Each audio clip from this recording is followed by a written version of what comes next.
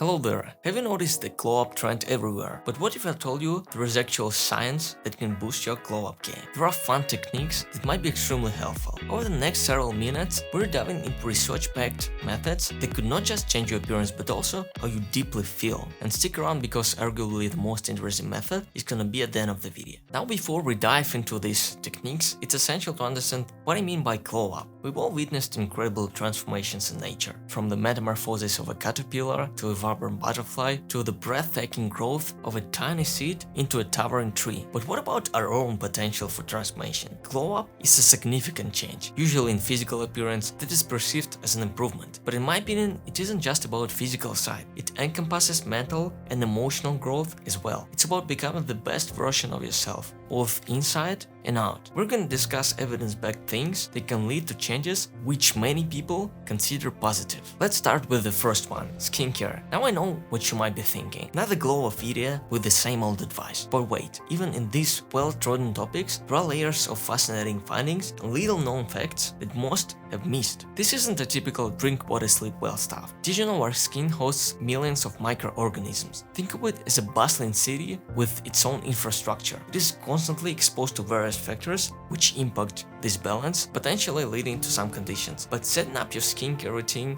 may seem difficult. I remember when I started my journey, I was quite overwhelmed. But the chances are you can achieve a decent result without the 10-step process. Let's talk about bare minimum, which includes only 3 steps. The whole routine takes about 3 minutes in the morning and 3 in the evening. First step is cleansing. Cleansing basically is the process of removing materials from the skin surface. There are many different types of cleansers available for purchase. We're not gonna dive deep into the details. I'm not an expert in this area, so I couldn't do it anyways. If you feel like there are too many options when it comes to the purchase of the product, try to decide what type of skin is the closest to yours and buy the cleanser that's supposed to be used for it. They are effective at maintaining skin hygiene and a healthy biofilm, but may cause skin barrier damage. So read the instruction, which is often found on the surface of the bottle. In some respects, next thing, moisturization, is the process of putting back what was mistakenly removed. Make the skin smooth and soft, increase skin hydration. Most products are generally considered cosmetics. They improve the appearance of the skin. It allows us to achieve that glow-up look you're looking for. Sun protection. Exposure to ultraviolet radiation is directly harmful and has been associated with the development of skin cancers. High-quality evidence has shown that sunscreen reduces the risk of developing both melanoma and non-melanoma skin cancer. And the surprising part for me was regularity of applying sunscreen. At that time I lived in the country where climate was rather cold, and I never used sunscreen unless I traveled somewhere close to a sea. But if you want to see long-term benefits mentioned in research, you should use sunscreen daily, even if you live in Canada, for example. Actually, according to the study I earlier mentioned, the Canadian Dermatology Association recommends the use of sunscreen with SPF, sun protection factor, of at least 30 for most children and adults. But again, this is a quite minimalistic routine. It's not almighty. It would be great to further discuss this matter with a dermatologist, understanding basic concepts. Alright guys, hope you're not too tired of me talking about skincare. Stay tuned because this video is not over yet. And I would appreciate if you smashed the like button down below. We've tackled our skin, that outer layer that faces the world every day. Are you ready to elevate this transformation even further? Exercising can be another pillar of your transformation.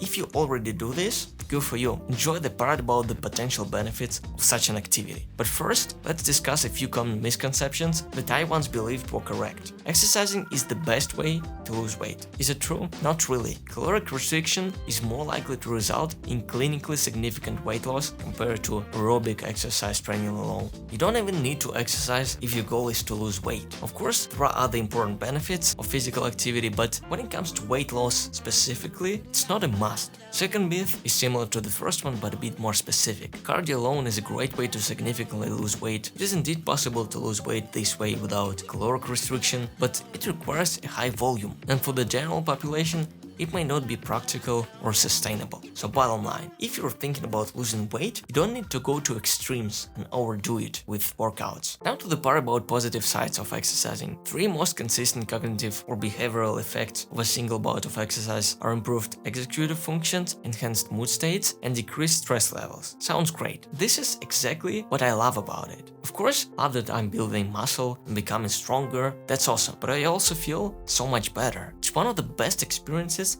I can have throughout my day. My mood usually elevates and I get into that flow state. I also like the fact that doing sports may influence other areas of your life. I personally became more mindful when it comes to my eating habits. I know that in order to achieve the best result, I should stay healthy. It's not a sprint for me, but rather a marathon. And when it comes to the gym, it's one of the best ways to glow up in my opinion. After several years of consistent work, you are starting to look like a better version of yourself. Even the same clothes look different on you. It's a massive confidence booster and it's exciting. You're your own coach. You decide what goals you're striving to achieve, what methods you're gonna use, what sources of information are gonna aid you. That's a whole galaxy of things you can become better at. I believe that's why this is such a popular topic. I can talk about it for ages. So let's stop right there and move to the next part. You remember that meme from the Fight Club, which portrays what insomnia may look like? Yeah, we're talking about sleep. We live in a hustle culture, where burning that midnight oil is often praised, but research is crystal clear on this. Lack of sleep is a big no-no if you're aiming for that true glow-up which you want to keep long-term. Getting 7 to 9 hours of quality sleep is not just about feeling rested, it plays a massive role in our productivity and well-being. If you don't already know, 7 to 9 hours is what's usually recommended in guidelines. Not getting enough sleep or poor quality sleep has many potential consequences. The most obvious concerns are fatigue and decreased energy, irritability and problems focusing, the ability to make decisions, and your mood can also be affected. And sleep problems often coexist with symptoms of depression or anxiety. If there are ways to do the opposite of a glow up, basically a glow down, sleep disruption is among them. So what do? We establish sleep hygiene, which means building good sleeping habits and breaking bad ones. Personally for me, the best ways to stick to those numbers is to have a consistent schedule. So the secure way to sleep for at least 7 hours per night is to have a routine that will allow you not to constantly move the time when you go to bed, not to trim your sleep time. Also pay attention to your environment. There shouldn't be too much light and noise, it should be comfortable, not too hot or cold. Are you ready for the last part? If you want to lose or gain weight, diet is the first thing you should think about. Caloric restriction can result in clinically significant weight loss. And obviously, excessive calories lead to weight gain. When it comes to building muscle, many people always ask the same question. Can I lose fat and build muscle at the same time? The answer is usually no, but there is some evidence that in some cases it's possible, but to be honest, the conditions under which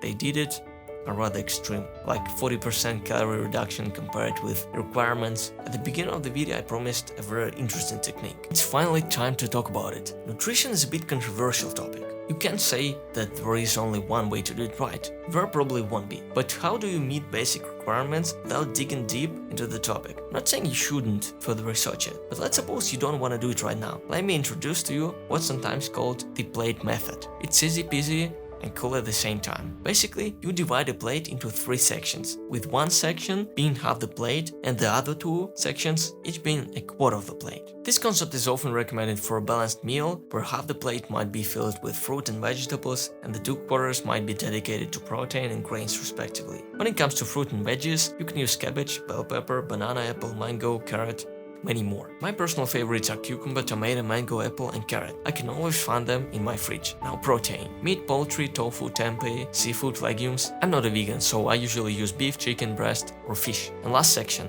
grains. Whole wheat bread, brown rice, buckwheat, quinoa. Of course you don't have to measure it with your plate every single time and be precise. Just imagine what I've just prescribed and try to make it your default combination. So most of your meals will include these types of ingredients. If you're passionate about real, science-backed insights, hit that subscribe button and stay in the loop. This is it, my friends. I truly hope this video is helpful. Have a good day.